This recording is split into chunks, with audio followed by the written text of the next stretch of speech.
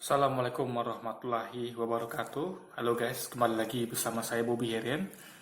Kali ini saya ingin bahas suatu topik ya guys ya, judulnya itu sabar gitu. Nah,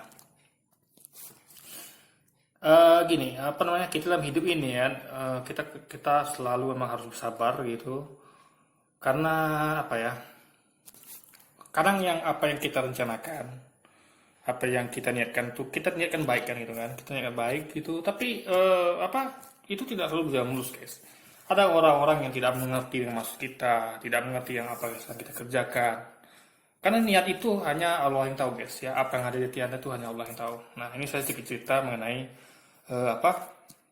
pengalaman saya tentang bersabar ya. Jadi apa namanya, mungkin dari kisah ini anda mungkin bisa ambil metik hikmah di baliknya gitu. Nah, gini. Eh Ya, saya berusaha membentuk diri saya tuh untuk menjadi seorang manusia yang penyabar gitu, guys.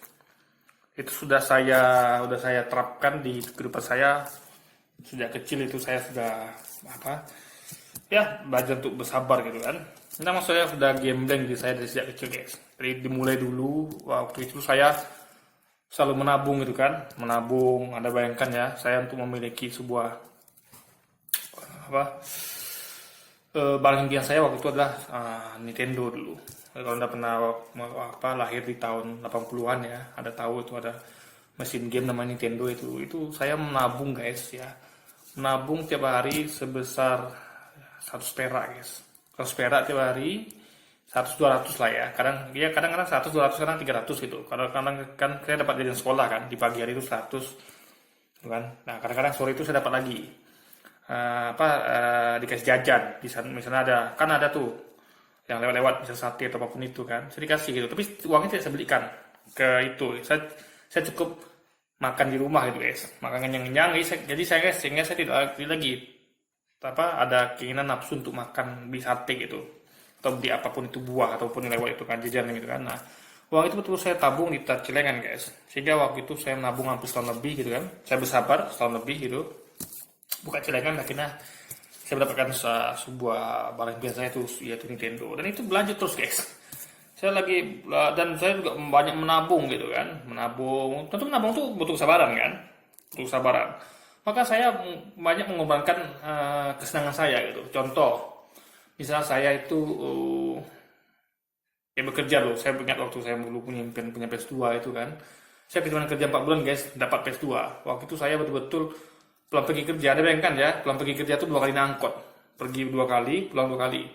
Itu saya bela-belain jalan kaki guys, jalan kaki ya, ke tempat kerja, pulang pergi gitu. Saya betul-betul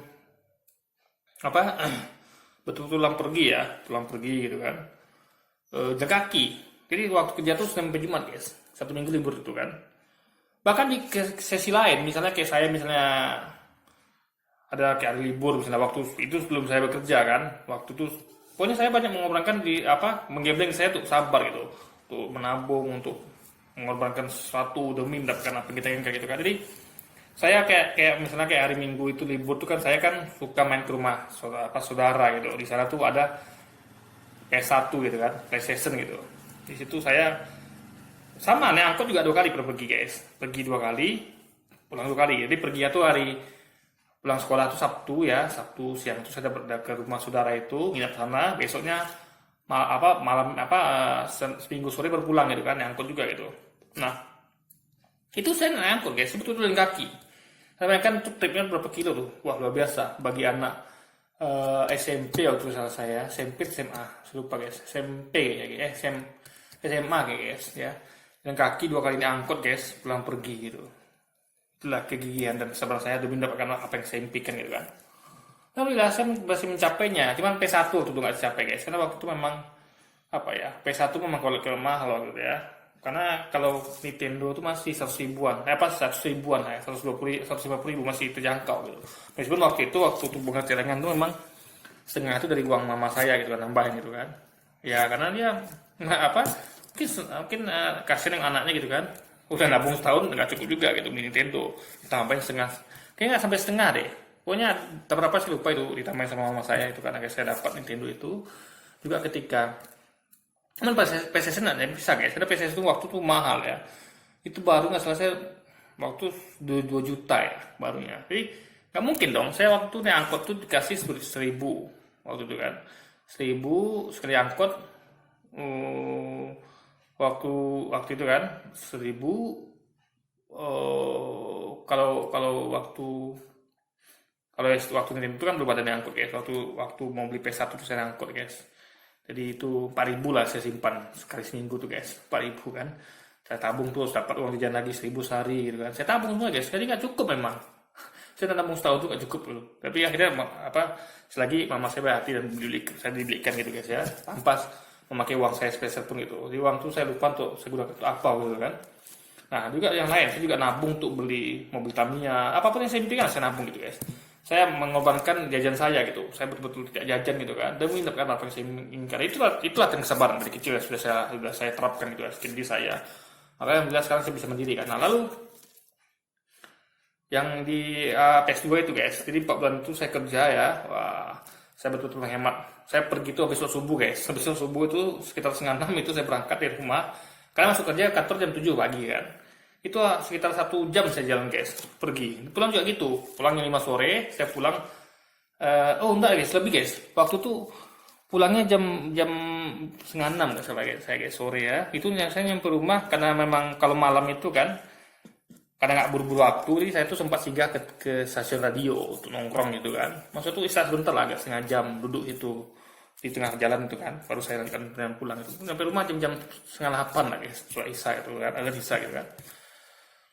Itu saya lakukan terus guys. Itu latihan diri untuk menjadi penyabar dan mau mengorbankan apa yang, karena kita harus mau, kalau pengen sesuatu kan harus mau korban guys. Nah, itu harus kita pahami ya.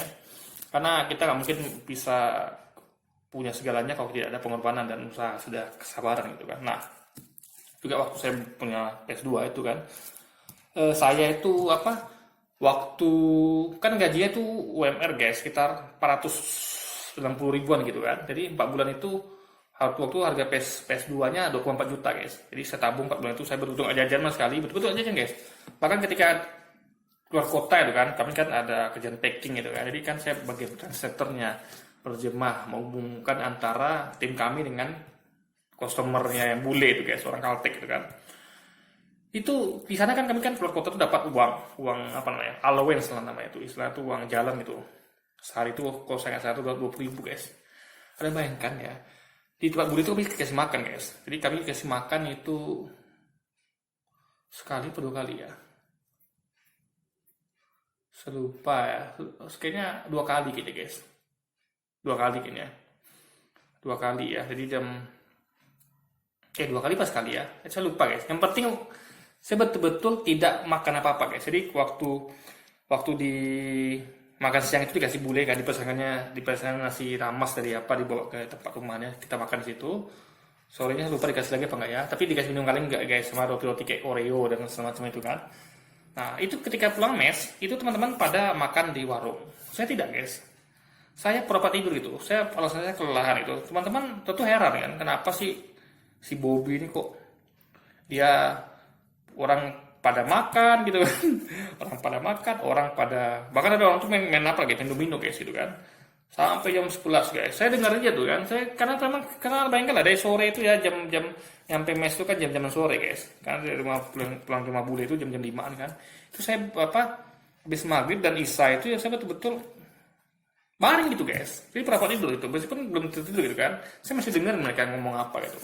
Jadi saya tidak makan ke warung, saya betul-betul tidur guys, betul-betul baring aja sampai kesana lagi. Nah pagi-pagi pun saya punya, sampai bila-bila ini ada pengen punya PS2 itu, saya betul-betul pagi itu, teman-teman itu kan sarapan pagi itu kan. Nah saya sengaja bangun, saya udah bangun tuh, tapi saya sengaja lama-lamatin guys. Saya pura-pura tidur gitu kan, saya tunggu sampai orang terakhir gitu. Begitu orang terakhir mandi, baru saya. Nah jadi ketika saya selesai mandi kan, itu kan orang udah selesai sarapan semua, udah mau berangkat gitu. Jadi kan tentu orang tuh jadi saya nggak nyanggung gitu, saya nggak perlu lagi sarapan gitu kan, karena orang tuh kalau saya bangun cepat gitu kan, mandi itu saya kan bingung mau ngapain, dan orang tuh pasti nanya, kok nggak sarapan gitu Bob gitu kan. Nah makanya saya lebih menghindari pertanyaan itu, karena saya tahu punya impian harus saya capai di PS2, saya melakukan hal itu guys. Jadi betul-betul saya mungkin hanya makan waktu itu sekali sehari guys. siang itu makan nasi rames tuh kan, makanya dengan porsi yang gede itu saya makan kenyang-kenyang gitu kan, karena saya tahu nanti malamnya sama besok paginya saya nggak makan malam, nggak sarapan guys. Nah itu saya lakukan ya, itu salah tuh kalau kita bekerja itu karena seminggu tak pulang guys di lokasi gitu kan. Jadi sebulan itu adalah kegituan itu sekitar 3 minggu atau 2 minggu gitu kan. Ada karena nggak, kalau lagi sepi job mungkin seminggu nggak ada gitu kan. Nah, jadi gitu guys. Nah sekarang ini lagi lalu beranjak ke dewasa gitu kan. Jadi ini sampai sekarang saya masih terapkan guys gitu kan. Nah sekarang ini masalah sabar sekarang mengenai bagaimana menghadapi masalah keluarga gitu ya kan. Jadi gini, saya itu kan punya impian gitu kan. Jadi saya tuh banyak impian saya guys itu. Tapi tentu yang nggak lain bukan tuh tentu membagian keluarga, dan juga ada impian lain yang ya Anda tahu lah sebenarnya. Tapi itu impian itu impian ambisi besar saya gitu ya. Saya pengen ya mungkin Anda boleh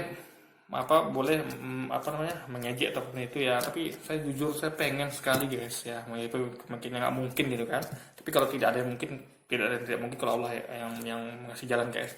Saya pengen sekali bangun pesantren atau punya tempat penampungan yatim piatu guys gitu, atau saya bisa menyumbang lah gitu paling nggak kan, rutin lah gitu kan. Nah itu saya usahakan terus gitu, makanya saya betul-betul dan saya tahu untuk melakukan itu tidak bisa kita kerja sama orang guys. Kita harus usaha atau kita investasi gitu. Jadi cuma ada dua menurut saya guys, hanya usaha dan investasi gitu. Nah tentu itu saya harus mengerjakan sesuatu gitu, proyek, dan artinya proyek ini tentu hanya saya ngerti gitu. Kayak saya investasi, kayak saya mengerjakan sesuatu sekarang ya, saya mengerjakan sesuatu sekarang ini yang itu hanya saya ngerti gitu. Dan memang dunia-dunia kayak investasi, kayak trading atau apapun itu kan banyak yang orang nggak ngerti guys. Bahkan istri dan mertua, bahkan papa dan ibu saya yang sekarang ini ya, saya sekarang punya ibu tiri gitu, dia nggak ngerti guys. Bahkan tante saya pun nggak ngerti gitu. Jadi banyak orang yang nggak ngerti tentang dunia yang saya sedang kerjakan sekarang guys gitu. Karena memang sekarang kan zaman berubah gitu.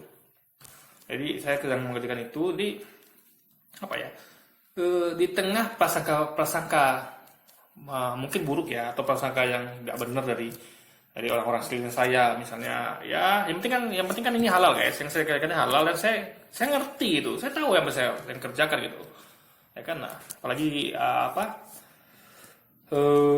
ya saya tuh harus punya prinsip kan hidup ini kan, karena saya menjalani hidup ini, saya yang tahu apa yang saya kerjakan, jadi saya ngerti itu, dan saya tentu harus ambil resiko itu karena saya yang tahu gitu.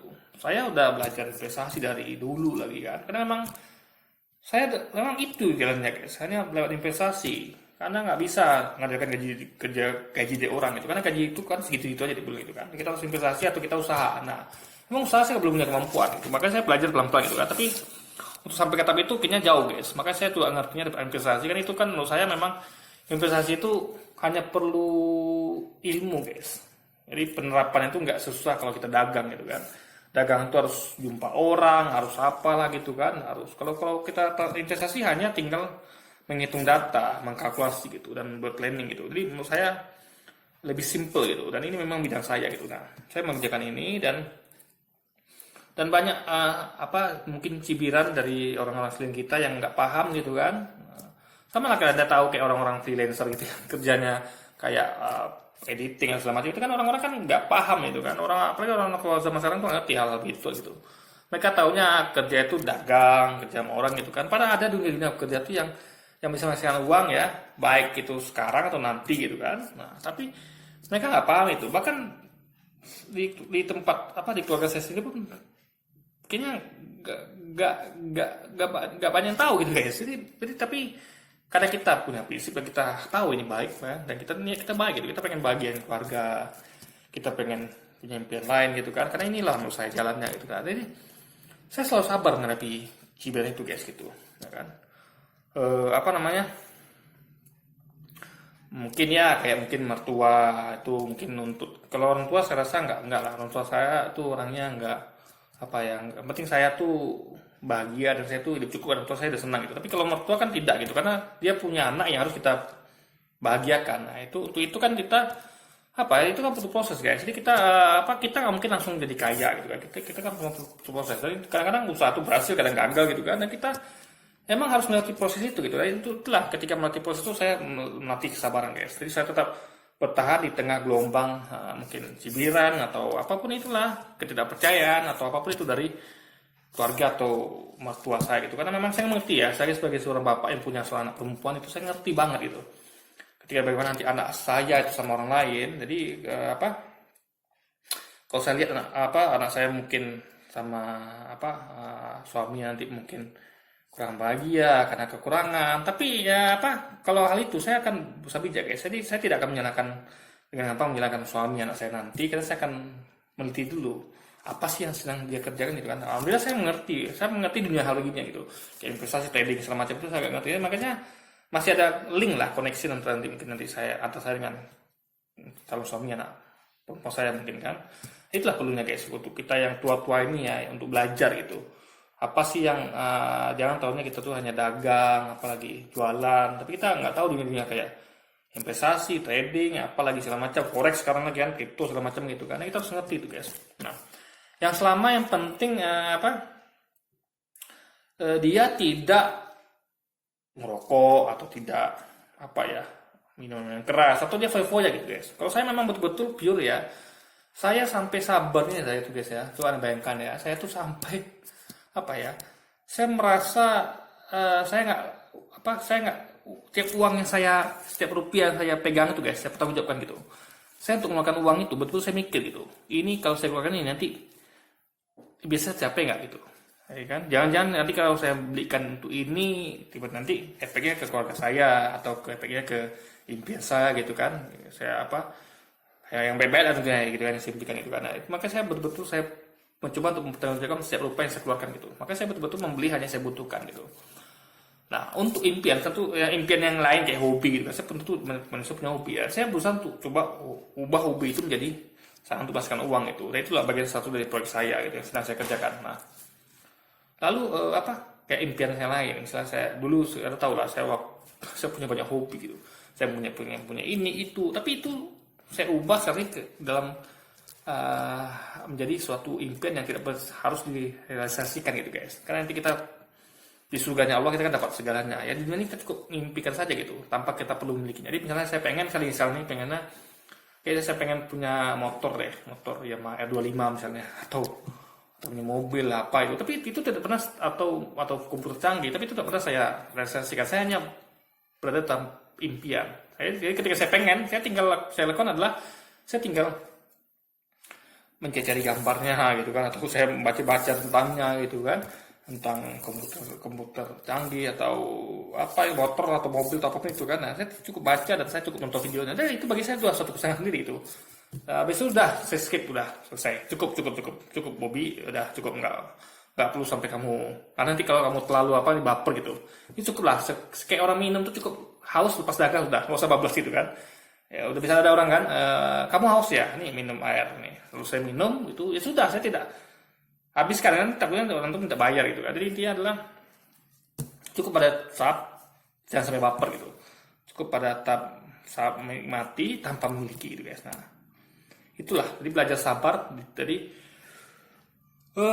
ya gitulah guys. Jadi bahkan ketika kayak misalnya kayak suami itu kita kan harus bijak gitu kan. Saya berusaha sebagai suami itu selalu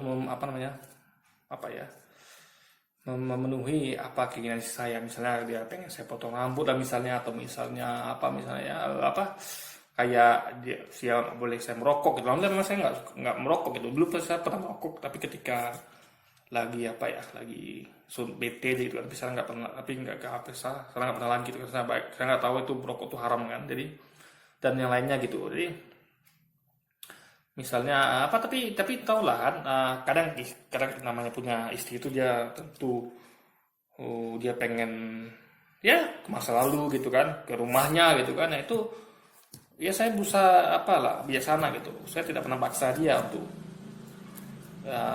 tinggal sama saya, tapi itulah guys, walaupun saya pengen gitu kan, tapi saya nggak bisa memaksakan itu. Jadi saya terus aja gitu. Misalnya saya bilang misalnya dia mau pulang ke rumah ibunya kan, dibilang sebulan gitu kan, tiba-tiba dia nelpon kan, nanggung nih gitu kan, ya saya berusaha untuk sabar gitu kan, saya ya udahlah kalau memang masih apa gitu kan, jadi sama sama tidak macam-macam gitu kan, jadi dan itu pun saya untuk menghilangkan waktu kesendirian gitu kan, karena saya kan ibaratnya kalau gitu kan ditinggal itu saya sendiri gitu kan, nah saya berusaha untuk isi waktu dengan ya mengerjakan proyek-proyek yang saya sekiranya tidak bisa menghasil apa merealisasikan impian saya itu guys gitu. Nah, apa lagi ya? Jadi intinya adalah mungkin ini bisa jadi hikmah bagi anda gitu kan. Jadi memang bersabar itu butuh proses itu. Saya sudah belajar dari bersabar dari kecil gitu, sehingga meskipun sering hidup sendiri gitu kan, jadi kayak punya istri tapi kayak nggak punya gitu kan, karena kan kita nggak mungkin paksa ya dong, kamu harus sama saya gitu kan, tapi kalau dia pengen itu ya sudahlah, namanya itulah mungkin apa namanya, itulah kehidupan gitu kan. Jadi apa aja punya istri tapi kayak berasa nggak punya istri gitu kan. Apa lagi namanya, kadang-kadang yang sedihnya ketika habis kemarin kan kita kena covid nih kan, jadi kan itu kan ada PHK dari perusahaan itu, berarti kan kita kan tidak ada penghasilan guys, hanya ada modal, dan modal itu masih putar kan. Nah itu ketika kita tidak memberi nafkah kayak biasanya gitu kan, padahal ketika ada nafkah waktu saya masih kecil itu saya bahkan saya kasih ATM saya sama istri saya megang guys untuk 50.000 ya untuk pegangan kalau ban bocor gitu kan, sama saya potong lagi 30.000 untuk modal gitu kan, karena saya tahu nggak mungkin kerja sama orang selamanya gitu kan. Alhamdulillah saya menikmati dan hasil dari yang saya usahakan itu ada sekarang gunanya gitu guys ya kan, meskipun saya sedang tidak bekerja lagi tapi saya alhamdulillah modal itu berguna gitu, bisa untuk menyambung hidup gitu kan. Nah ya itu namanya, jadi ketika kita nggak ada penghasilan dan bisa kirim nafkah gitu kan, karena kita modal kita ini kan harus kita putar guys gitu, memang penghasilan di modal dulu belum ada gitu selama bulan. Nah tapi kita apa namanya ya harus menerima konsekuensi kemarahan istri, mungkin mertua, ketidaksenangan mereka gitu kan, padahal ya kadang mereka aja nggak ngerti kondisi kita sini, mungkin lagi kita entah makan apa besok gitu kan. Saya sering sini menghemat setiap rupiah yang saya punya tuh guys ya, karena saya tahu tuh uang itu harus modal gitu, saya betul-betul hemat uang itu. Saya betul-betul kadang saya pernah makan itu guys, hanya makan Indomie guys, 2 bungkus ya kan, itu lapar tampun guys, saya tahan itu kan, cuma minuman putih gitu, tapi ya udahlah gitu. Kadang mandi nggak pakai sabun itu kan, demi menghemat rupiah, karena ini modal gitu guys, harus saya kembangkan gitu. Itulah, jadi mungkin kadang mertua dan keluarga kita nggak ngerti gitu kan, istri kita nggak ngerti kayak jadi ketika suami susah kan sebenarnya mereka bantu kita sebenarnya gitu. Kita nggak mengharapkan bantuan sih dari mertua atau dari istri, tapi kita mengharapkan kebijasannya gitu. Jadi pengertian lah gitu, ngirim kan luar penghasilan gitu kan, karena harus ada modal yang itu harus kita betul-betul kita putar otak gimana untuk mutarnya gitu ya supaya menghasilkan. Alhamdulillah sekarang saya sudah punya penghasilan dan mulai bisa ngirim ke keluarga gitu kan, tapi ya itu, tapi masih aja menghadapi banyak kecurigaan karena memang mereka nggak paham apa sih yang saya kerjakan gitu. Yang penting kan halal dan ada hasilnya, alhamdulillah gitu. Tapi ya ini mohon maaf ya, mungkin ini sedikit curhat itu, tapi nggak apa-apa lah. Kisah ini jadi ada jadikan hikmahnya saja gitu kan. Jadi ya saya udah biasa hidup sendiri dan saya cukup berpegang pada satu aja. Jadi ketika misalnya ada seorang istri menyakiti kita, itu saya ingin hadisnya itu, jadi bidadari dari surga itu marah guys. Jadi dia katakan, kamu kenapa tega menyakiti suamimu, padahal kamu di dunia sama dia hanya sebentar, kami lah sama nanti, suamimu itu selama-lamanya gitu. Jadi saya ingat itu guys. Jadi meskipun kita punya istri yang mungkin di dunia ini tidak menyenangkan hati kita, yang tidak percaya sama kita, atau ya tidak yang tidak sesuai dengan yang kita, ya minimal kita nanti kalau kita sabar ya guys, menjalani hidup dengan sabar, penuh sabar, nanti kita surganya Allah kita akan dapatkan guys, wanita-wanita bidari yang akan mengerti kita sepenuhnya gitu ya kan. Ya tinggal tunggu waktu aja. Makanya saya tetap bersabar dan saya terus mengerjakan dakwah, saya tetap mengerjakan kebaikan, saya tetap bekerja keras gitu kan, mengerjakan apa yang saya yakini gitu, dan tetap semangat meskipun saya sendiri guys. Jadi dalam kesendirian itu saya ingat ya, saya punya Allah gitu.